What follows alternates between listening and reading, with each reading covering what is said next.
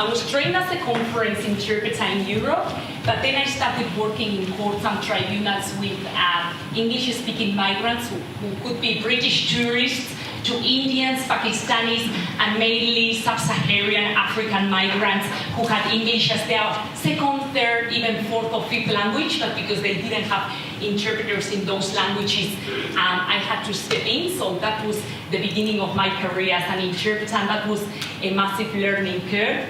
I specialize in the professionalization of community interpreting, because as a conference interpreter, many times I realize I'm the same person and they're paying me maybe half of what I would get doing a conference. I've got the same training. Well, saying that, I was very well trained to do conference interpreting, but the first time I went to an asylum hearing, I broke when I went home. It was a 5-hour assignment, and I realized I was nowhere near ready to interpreting community settings. And that's what prompted me to do my research in community interpreting. So today I know that you've been all working, it's the end of the day, so I'll try to be as lively as possible, and if you need to interrupt me while I'm presenting, please do so.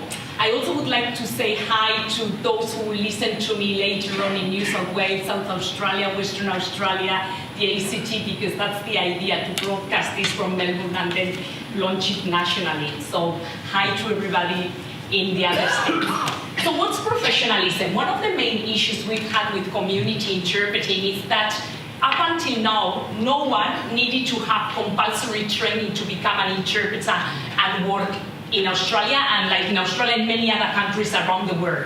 So for us, it was the same, either to complete a tertiary education degree at TAFE or at university, or to sit for a 75-minute exam and get an accreditation. Could you imagine any doctor, social worker, teacher that has sat for a 75-minute exam and then got accreditation and go out there and work? Would you imagine that? No. If I had a major operation a few years ago, they told me that my surgeon had performed surgery in a blow-up or fabric to practice instead of with humans. I could probably not go to him. But what happens with our profession? You speak two languages. Why did you do a PhD? Why did you do so many degrees? You speak two languages. People still think that if we are capable of fluent in a couple of languages, you can go and interpret. Well, and today I want to demonstrate that that's far from the reality. So what's professionalism? If we look in any dictionary, a professional is a person competent or skilled in a particular activity. Do we agree? Yes. Characterized by or conforming to the technical or ethical standards of a profession. They start talking about ethics here. Exhibiting a courteous, conscientious, and generally business-like manner in the workplace. Yeah? Do we agree? Kind of, yeah. So, when we go to a professional, we hand over the steering of our life to them because we are unable to do it ourselves. Is that correct? As opposed to occupations where you entrust objects. Okay, so when your toilet gets blocked, you call the plumber. So you entrust them a blocked toilet. Or when your car breaks down, you go to the mechanic, you give them a faulty car, okay? Whereas professionals work with human beings, work with people, and that's what we are. We are professionals. But professionalism comes with a whole lot of things. So many times we say, we need to get paid better, yes or no? Yes. But also, we have to be responsible for what we do. Okay? And we have to take ownership of what we do, the mistakes we make, and also try to strive for quality and improve day by day. English is my third language. And at the beginning, I always had issues. It's like, when I have to do the interpreting into English. Well, you work on that. You accept your limitations and try to improve them. Okay? And that's one of the main things about community interpreting. That because compulsory education was not a thing until January 2018 in Australia, many people, and I started like that in community settings, we went out there without having the necessary skills and knowledge. Do we agree? And it's not our fault, it's a bit the fault of the systems, if you like. So a professional is the person who is paid to undertake a specialized or a highly skilled task or occupation. Why am I saying this? When I started being a community interpreter in Spain, many organizations would see community interpreters as volunteers. Oh, they're helping the community, they're helping their neighbors, their friends. It's like, hello, it's a profession. We should be paid for that. We are providing a service, and therefore we should be paid accordingly. Because of the personal and confidential nature of many professional services, hello, like ours, and thus there's necessity to place a great deal of trust in them, most professionals are subject to strict codes of conduct, AUSIT code of ethics, and enshrining rigorous ethical and moral obligations. So then here the Australian Council of Professions says that it's a disciplined group of individuals who stick to high ethical standards and uphold themselves to and are accepted by the public as possessing a special knowledge and skill in a widely recognized, organized body of learning derived from education and training at high level, and who are prepared to exercise this knowledge and these skills in interests of others. Inherent in this definition is the concept that the responsibility for the welfare, health, and safety of the community shall take precedence over other considerations. Do we agree? Right. So here again, one of the things that I highlighted there is a special knowledge and skill, education and training at high level. And you might just say, yeah, but up until now we didn't have that. But it's the right moment to take opportunity, to take advantage of all the opportunities we've got ahead of us. Okay, so in conclusion, a professional gets paid for their job, and we are lucky that in Australia, thanks to the work that the union has done, we've received a 30% pay increase recently. Has a specialized and theoretical knowledge on the fields the profession covers, a specialized and theoretical knowledge. We need to gain knowledge about how to justify our translation and interpreting choices on the field the profession covers, and therefore the activity or services we deliver, because they cannot be performed by anybody. Okay, we've got knowledge about our profession, and then in the next slides we'll see what that knowledge should be based on. So the specialized knowledge is acquired through education and training, and we have to be aware of and abide by the code of ethics that regulates the profession. What types of skills and knowledge does an interpreter need in order to be considered a professional? Any ideas? Any ideas? What do you think? In your opinion, what's the main important thing, or what makes you a professional? Ethical. Being ethical, yes, as we said. Competency in language. Competency in both languages, or whatever languages we are accredited for, we're working in. Yeah. Equal competence. Equal competence, bilingual competence, nearly bilingual competence. Yeah. Confidence. Confidence, yes. General knowledge. General knowledge, yes. Interpreters nearly have to be like walking encyclopedias, don't we? Memory retention skills. Sorry? Memory retention skills, more? Mannerism. Mannerism. Good presentation, very good. Interpersonal skills. Interpersonal skills. Cultural skills. Cultural skills, very good. Communication skills. Communication skills. Yeah. All right. So let's have a look at what I did with my research. It was like, this is basically the summary of 400 pages or something about doing research regarding professionalism. Okay. So professionalism, imagine that we've won the lottery, okay? We've won the lottery and we've decided that we're gonna buy a house and build a weekender somewhere in a fancy place, okay? So do we start building the house from the roof? No. What do we need? We need solid foundations. Solid foundations are the education and training we receive in the subject matter. When a doctor goes to medical school, all the physiology, pathology, whatever they study, everything is in there, in the foundations, the theoretical knowledge. Why did you translate this like this and not like that? Well, it's not enough. If you are summoned or subpoenaed to go to court as a witness expert, you cannot say, I translated this like this because because it's grammatically correct. No, probably you have to provide them with the proper explanation, and unless you have studied, you won't know. Okay, so then we've got, the houses have different pillars, yeah? So once we've got solid foundations there, look, we start building the house. So one of the pillars is the technical competence, and we'll see what's that. It has to do with the fluency and competence in both languages, how we manage the interaction while we are interpreting, etc. Then the role, we are not gatekeepers, we are not advocates, and sometimes, as I said, I started being a community interpreter without receiving any training.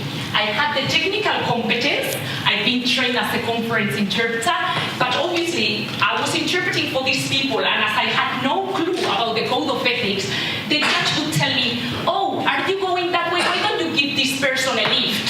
And I would say, oh, poor person, I'm just gonna give this poor lady a lift.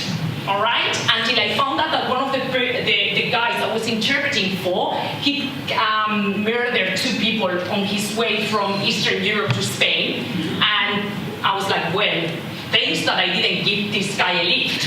All right, so you realize why we've got a code of ethics. It's not just because AUSIT decided to have it planted there in the website. It's for a reason.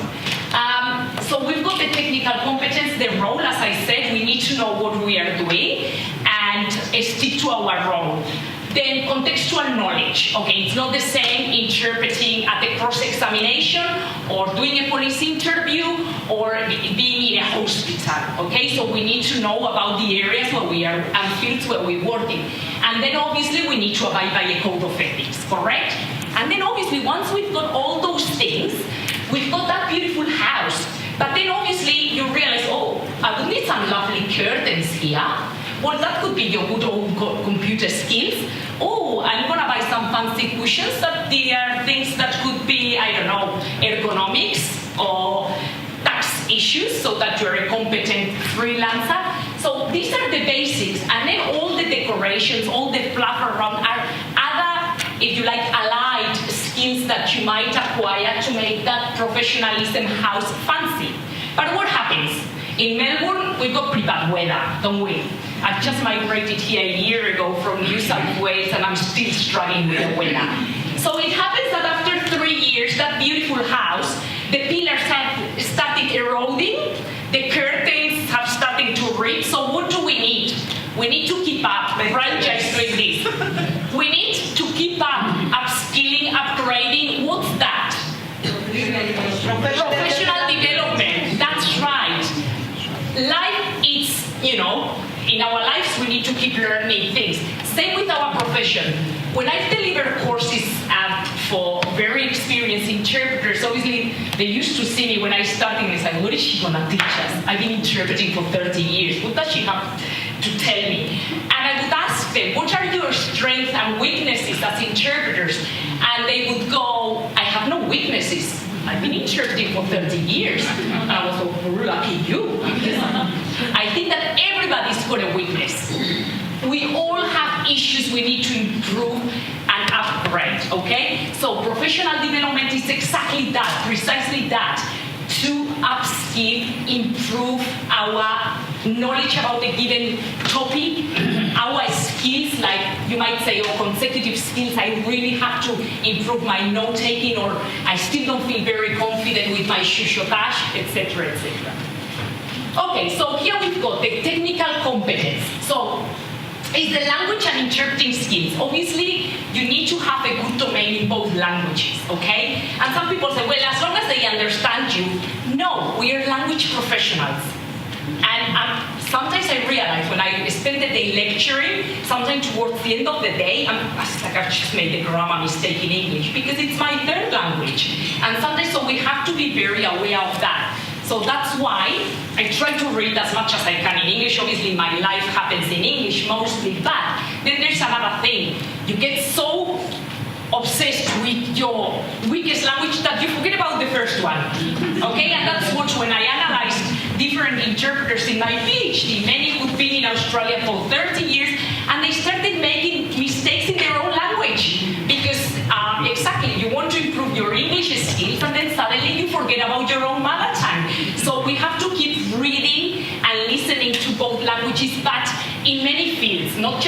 our clients at community level, but it's good to read the paper, it's good to watch the television in our languages, and that's great with all these new, and I don't want to go any advertising here, Destina, and then you tell me off, but all these new television channels that you subscribe to for a small fee, they usually have different language movies that are subtitled in English, okay? So that's on one side, interpreting skills. Okay, what kind of skills do we need at community level? Chuchotage, consecutive, side translation. Now, let's assess it. My weakness is consecutive. If I get along consecutive, and it was the last one was in front of an audience, and I had to do it into English. And I was coming out of the booth, and my leg was like, I have to do consecutive note-taking, long consecutive, into English in front of this big audience. So I know that my weakness is that I take too many notes, and then I forget what they're saying. So you have to assess your weaknesses, okay? Chuchotage, side translation, the same. And we need to be able to practice every now and then when you're not interpreting for clients, record yourselves. That's a really good avenue or way to monitor how we're going. Management and coordination skills. Okay, some cultures, like mine, Spanish-speaking people, usually we have this thing about talking all together and at the same time. Especially if you go to the doctor's practice with your mom, your aunt, your neighbor, your cousin, and your cousin's partner. Okay? Everybody's there, and we talk all together, and if possible, on top of each other's voices. All right? So that's a challenge for the interpreter. So it's not just about transferring the content, but it's also managing the crowds we've got there. Or you've got the person who's talking too much, and you need to stop because you need to render accurately. Or you need to swap into the chuchotage simultaneous mode. So all that is an issue, and we need to be able to control it, okay? And then discourse awareness. What's discourse awareness? Do we know? What could that be? Okay, discourse awareness is the type of language which is used in different settings. For example, if you analyze a medical doctor encounter, this is like opening what people say, and dissecting, a dialogue, so to speak. There's an instance where there are presentations, then the problem is explained, the diagnosis is made, etc., etc. What happens? That discourse sometimes changes from one culture to the other. We have different ways to apologize, to ask for things, etc., and that has an impact on the way we're going to interpret, okay? So on one side, we've got discourse at personal level. Like in some cultures, they will say, I remember the first time I was marking Chinese assignments. So they had to emulate a doctor-patient interaction, and it goes, good morning, ni hao, Mrs. Wang, how are you? And ni hao, Mrs. Wang goes, hi, this is my, or it was the other way around, Mr. Wang, how are you? He goes, good, thanks, this is Mrs. Wang, my insignificant wife. And I'm like, what? And then the next assignment, the same, oh, this is my insignificant son. And I'm like, what's going on? And then the third example is like, oh, someone's inviting the neighbor over, oh, come to my badly decorated home. And I was like, what is this? So it's obviously, I didn't know, it has to do with Chinese way to express humbleness. Obviously, you're not going to translate that literally to the doctor, so we have to be aware of those things, okay? I'm married to someone from Great Britain, right? And I remember, first time we there once, I was like, do this, do that, and the poor guy stands up, he's like, what's wrong with you? And I'm like, and what is it? It's like, you don't say please, or thank you for anything. Because we tend to it's the way we communicate with people who are closer. We don't ask for thank you, so we don't say sorry 300 times, okay? So those are issues that we need to be aware about at personal level, discourse personal level. But then we've got discourse of specialized areas where we might work, okay? And this is, for example, in court. you are at a hearing interpreting, and the discourse of the examination in chief is not the same as the cross-examination. The examination in chief, the lawyer is questioning their own client. Therefore, it's gonna be quite friendly. It's gonna make that person looks like a quite good character. Whereas when this lawyer is interviewing the clients or the witnesses of the opposing party, it's gonna be coercive, it's gonna be aggressive, and it's gonna try to portray a very different image of these people. Now, that's very important how we interpret. I put it to you that you were there when this happened. You were there when this happened, weren't you? And the content is the same, but the tone is very different. That's why we need to know about legal discourse. We need to know about legal language. What are the differences between cross-examination and examination in chief? Now, if we're at the police interview, there are different police interviewing methods. We've got the right method, which is a very aggressive mode that was more used in the States. Here they use what they call the peace method, where they encourage a free narrative so that the people talks, not being under pressure, and then they talk, and maybe that way we catch them, but they let them talk. So now, if an interpreter goes and interrupts all the time, they're interrupting that, or they are hindering that interrogation method they are trying to promote, or they are trying to employ. So unless we know all these things, we cannot interpret properly, and that requires also training and studying.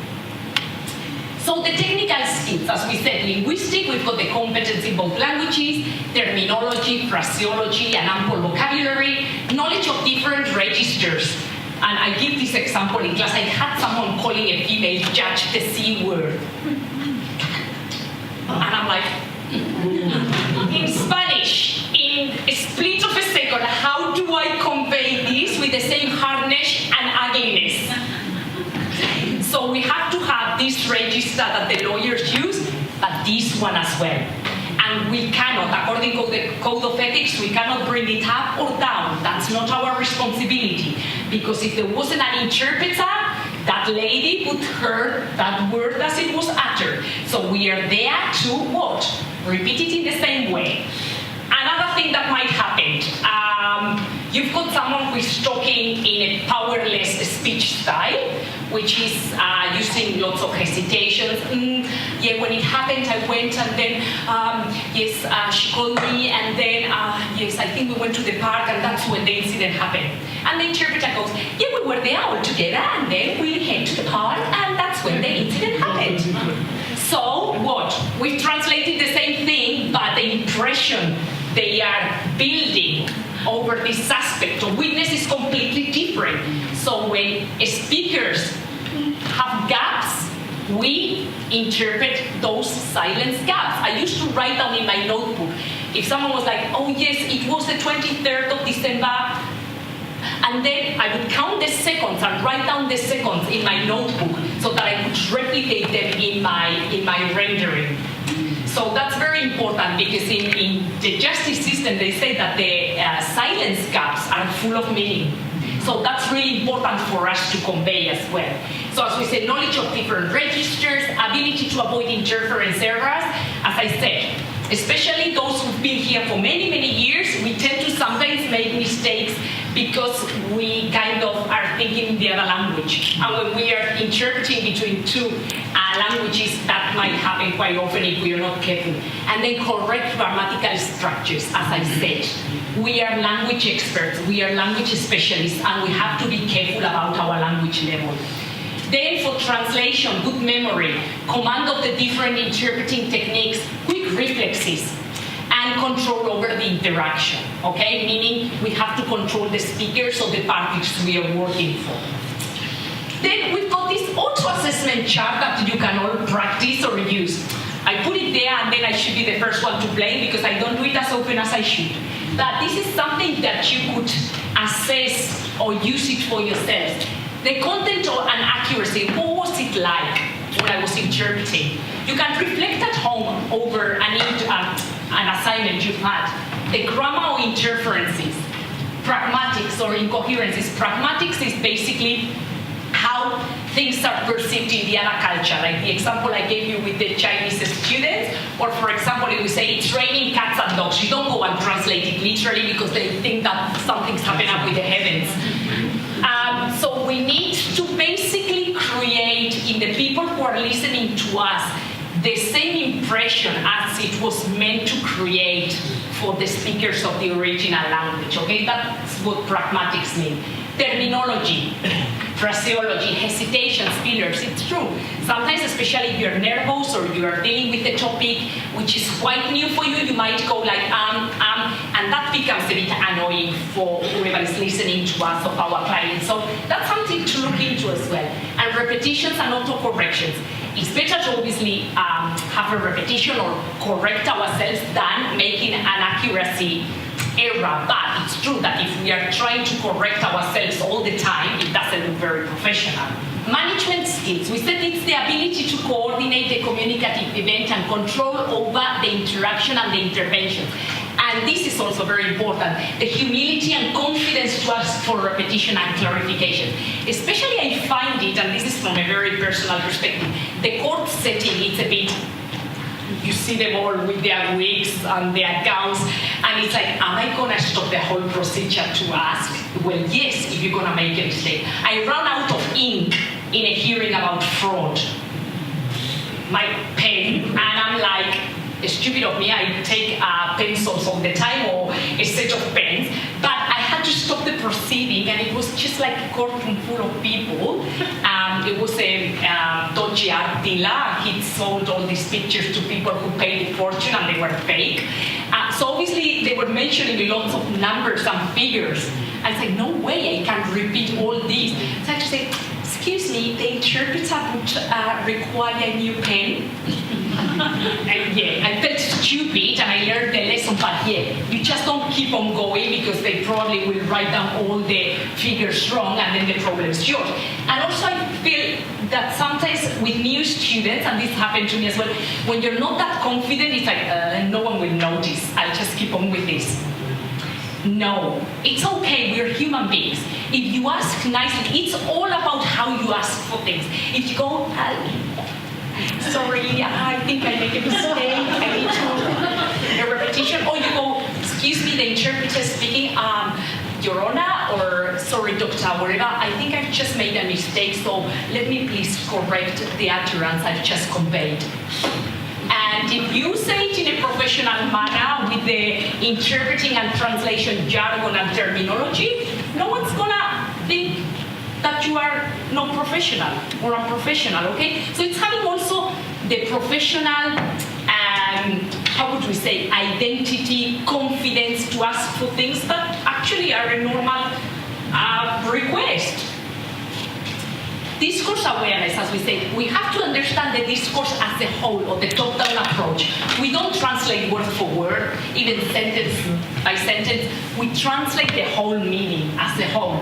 So it's the production of versions that are context-oriented and that keep the illocutionary force.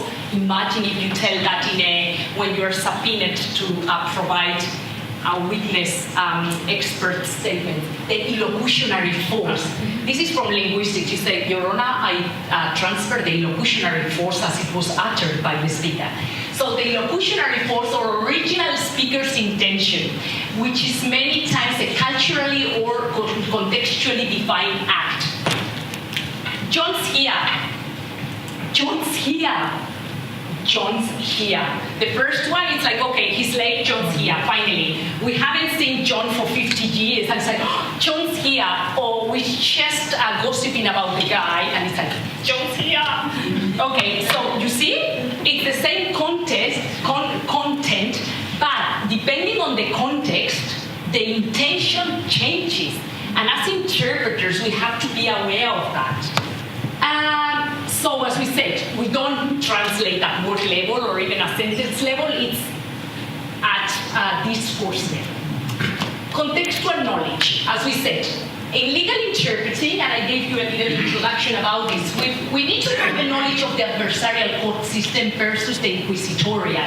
For example, I came from Spain where we've got an inquisitorial system, and it's not the show that we have here in the adversarial court system where the lawyers, it doesn't matter who is wrong or right. Each lawyer wants to win the case. So basically, a hearing is in a court, it's a battle with words.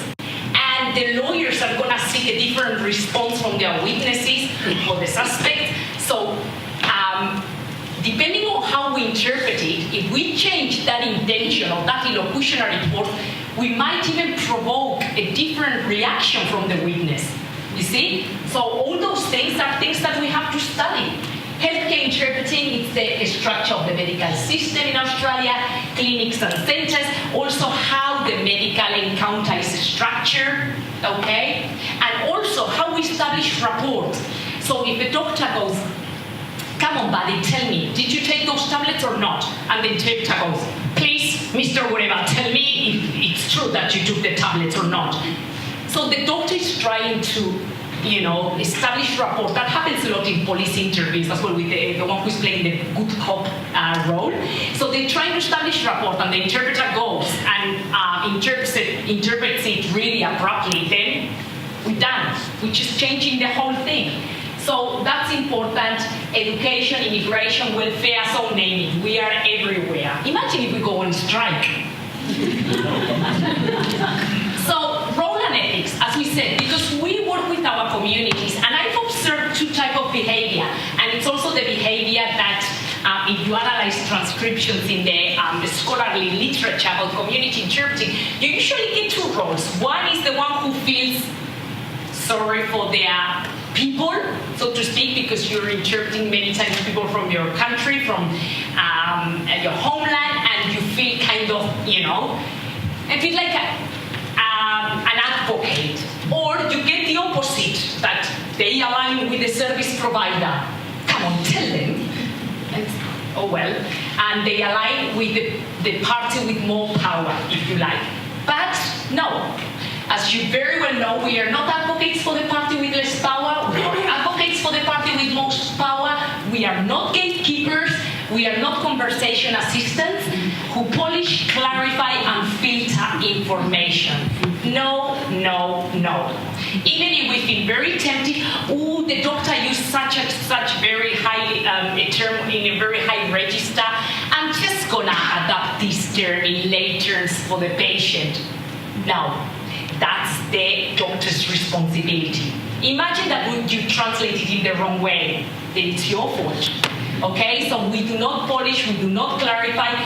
If the person is not understanding, the doctor has to actually bring the level down and communicate in a language that their patients understand. And ethics, obviously, we have to abide by the AUSIT Code of Ethics now. The Code of Ethics, it's there, but it's not something we learn by heart, word for word, and we apply it as if we were robots. No, it's there, and you can just apply it once you have this knowledge about theory. It's not the same to be translating a piece of advertising or to be translating in the court, where everything has to be super accurate. When you are translating advertising, for example, just go to YouTube and see the laughing cow cheese advertisement. So the advertisement starts in Switzerland, goes to the UK, France, and Morocco. So imagine the change from Switzerland to Morocco. So the language changes. Sometimes because what's the aim of the communication? To sell. So in order to sell, we adapt everything to the target audience. What happens in literature as well? Sometimes, or in movies, that sometimes the characters, even the titles of books and movies change. Because the aim is completely different to, let's say, the court. Okay? So the interpreters have to be aware of that. The scopus, it comes from Greek, which means aim. It's the aim of the communication. What is it in this case? To obviously let the court know, or in a police interrogation, or in a doctor's practice, we have to be as accurate as possible because they need to know about this people's personal lives in order to assess what's going on, okay? And that's why the code of ethics is important when they say you have to be accurate. What's the difference between accuracy and adequacy? Oh, we don't omit, we don't distort, okay. But sometimes in literature, distortion could be something, or adaptation is something you do to adapt to the needs of your target readers. Whereas in a court of law or in a police interview, we cannot do that. That's why the code of ethics is there, but it has to be accompanied by sound knowledge, sound theoretical knowledge in the field, in translation and interpreting. And also, we've got something called the demand control schema. AUSIT has a really good webinar about it, where in the demand control schema, it comes from psychology and then it was applied by sign language interpreters. Nothing is black or white. So you can be too liberal or too conservative in your approaches. And sometimes, even under the same circumstances, you might apply a different avenue, depending on where you are, who your clients are. Okay? So for example, someone's told you, it's like, oh, they told me to fast, but I'm not gonna be there 12 hours without eating anything. I had a cup of tea and baking. And this person is gonna go under general anesthetics, but the code of ethics tells you that you abide by confidentiality. What do you do? In this case, someone's life's at risk, so you go and say it. Okay? So we need to know all these things and also when to apply the exceptions to the rules.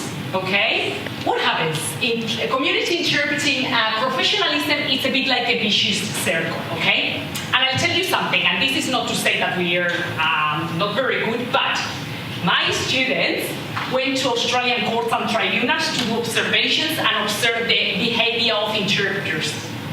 We had interpreters going in sneakers and runners to the court. I mean, we're in a democratic country, and if you want to go with pink hair, fine. But okay, we're in a court. The lawyers are with, and the judges, magistrates are with those wigs with black. Okay, you don't go with runners and your beach shorts to court. And they've seen things like those. So what's the professional image you are transmitting? I'm not going to give you a course in fashion, obviously, but please. If you want to be treated as a professional, the first thing they see is your image. So we have to look after how we do when we go to work. We're not just an interpreter. Like I've been in a waiting room and someone said, oh, I'm just an interpreter. No, you're not just an interpreter. You are the interpreter. You're a professional, like the doctor, the lawyer, the policeman. You are an interpreter. We have to take pride in our profession and who we are, and that's very important. So that's why I always tell my students that when we present ourselves, it's really important. In the assignments, while I was reading them, I just nearly had a fit because there's still lots of unethical behavior happening out there. Lots. One interpreter told my student, don't do that because it's super unethical. It goes against the code of ethics, but it was just convenient in this case. Okay? So it's time that also we do a bit of self-reflection, and still, there's lots of unprofessional behavior out there. So obviously we want to be paid more, but obviously you turn up to court in your flip-flops, your hair like a bird's nest, and then the judge and the magistrate's gonna have some sort of meeting with interpreters, and they're gonna decide about, our fees. What's gonna happen? So pay them more? Or someone's misinterpreted everything, it's like, pay them more? No way, they're rubbish. Okay, so that's what I mean, that it's important that we fight for our rights, and especially decent pay, but training and experience gives good professional outcomes. Good professional outcomes brings professional acknowledgement, and then that brings better understanding of the profession, which will bring better remuneration and status, which then we can put back into professional development, etc. So this is like a vicious circle. If any of these elements starts being a bit clunky, it's like the structure of the professionalism. If any of those columns kind of falls, then the whole structure is gonna come down. So we need to have our professionalism structure really solidly built, okay? And I know it's easier to say than do, but it's in our hands. And there are many things that we can do at home ourselves by reading, by practicing, etc., etc. So this definition, the professional community interpreter is that who has knowledge and a set of skills and abilities that will enable her, him, or they to interpret in a broad range of specialized community settings with accuracy and precision. The professional community interpreter will acquire the knowledge and the required technical skills through high-quality tertiary and structured education provided by facilitators and educators who have practical experience in the field and who have sound theoretical knowledge and research experience. The community interpreter is a professional who will be interested in professional development and education and who seeks the continuous development and improvement of the profession.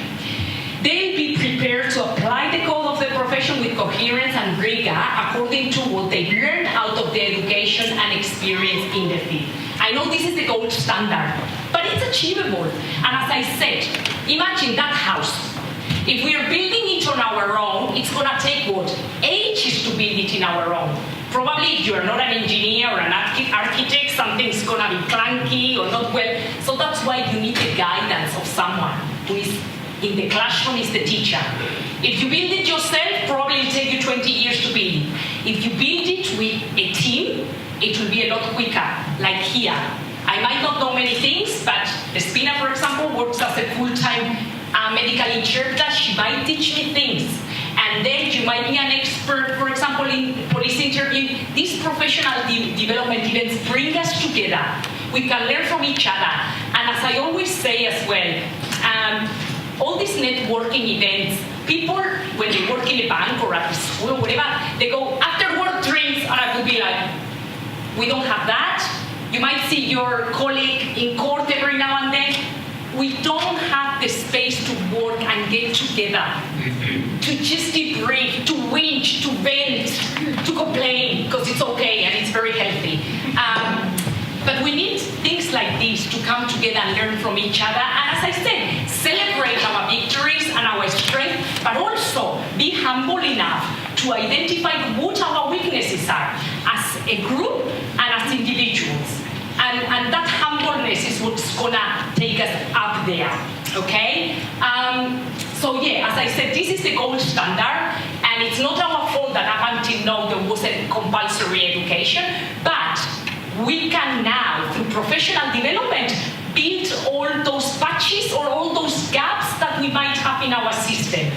That's why for AUSIT, and this will be my last slide, we do work really, really hard to provide things like this as much as possible free so that it doesn't incur any cost. We liaise with professional tertiary institutions like RMIT, UNSW and UWS, SU and Macquarie in New South Wales, TAFSA in South Australia, Western Australian University. We liaise with them because we get the venues for free so that we can offer free PT, but then also offering something like this. As I said, I was nervous, I was at work preparing it, so it takes time and effort. I've got 2 small children, I should be at home now getting them to bed, but I decided to be here, and I'm proud to be here and to be offering my time for my colleagues.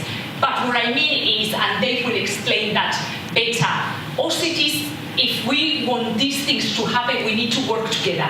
Because it's a massive effort to organize events and to prepare speakers. So we need you all. And every one of you counts. Every one of you has something to contribute. And that's why it's important that we get together. Okay?